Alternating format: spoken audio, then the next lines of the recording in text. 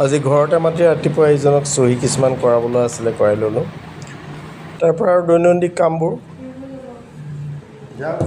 এয়া বনাবৰ কাৰণে।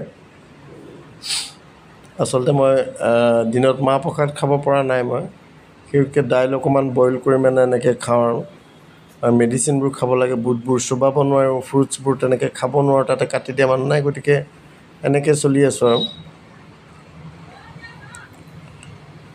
আচলতে শক্তি এটা ক'ৰ পৰা পাইছোঁ নাজানো আৰু, কিন্তু শক্তি এটাতো বেলেগ এটা শক্তি মোৰ গাত যে আছে, মই সেইটো এতিয়া নিজেই মানে মানিবলৈ ধৰিছোঁ।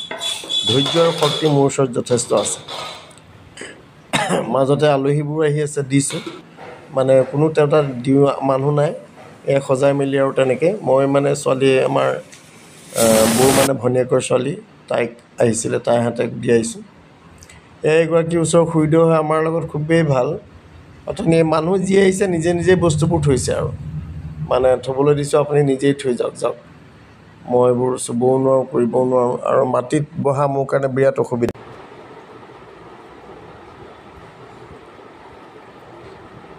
ভগৱানে অলপ বেলেগ ধৰণে জন্ম দিলে মোক।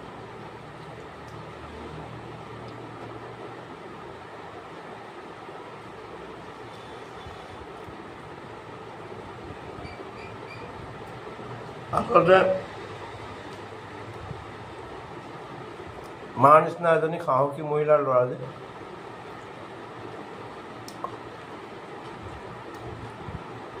ৰাতিপুৱাই অফিচৰ মানুহ মাতি দিছোঁ, মানে অফিচিয়েল কামত তেওঁলোকে কিবা চহী কৰিবলৈ আছিলে।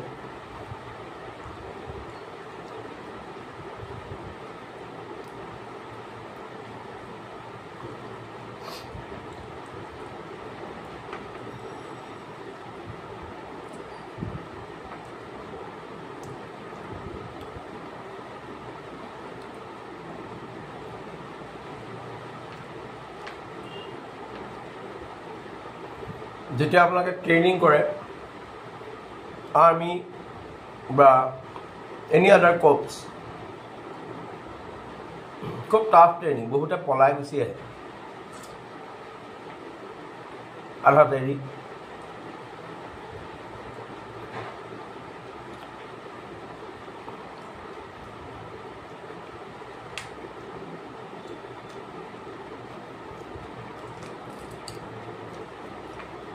সকলোৰে কাৰণে আৰ্মি বনা বা আৰ্মি হোৱা বা আদাৰ ডিফেন্সত যোৱা এইবোৰ সম্ভৱ নহয়।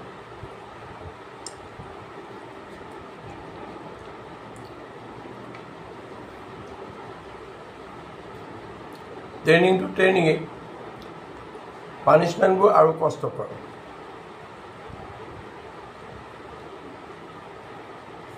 মোৰ তেনেকুৱা ধৰণৰ।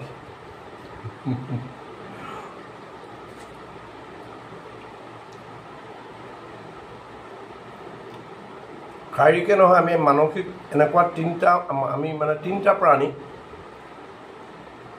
আমাৰ ঘৰত চাহ একাপ দিবলৈ এতিয়া মানুহ এটা নাই। ভতিজা আৰু ডাঙৰজন ইফালে আছে, ছোৱালী এজনী আছিলে, সিহঁতৰ মাহীয়েকৰ, তাই আজি গ'ল।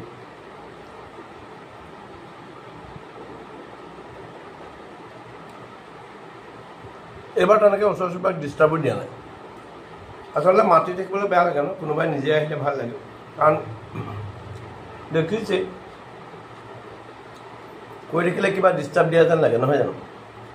নাই দিয়া, কোনোবা আহে দুষাৰী মাত দিয়ে, সিমানেই। মানে জীৱনৰ বাস্তৱ জীৱনৰ একদম চৰম পৰ্যায়ত উপনীত হৈছিলোঁ বাৰু। আগতে যিখিনি শিকিছিলোঁ তাতোতকৈ এইটো চৰম পৰ্যায়, কৈছোঁ নহয়।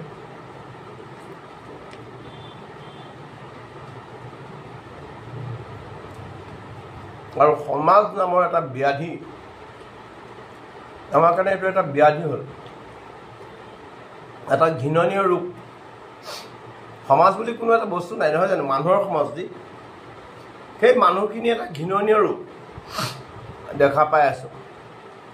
আমাৰ মূৰত মানে এনেকুৱা এটা বুজা প্ৰেছাৰ হৈ আছে, কিন্তু হাৰ মনাবিধৰ আমিও নহয়।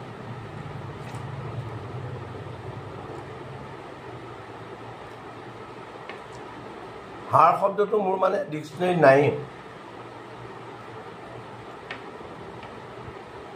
Let's see what happened.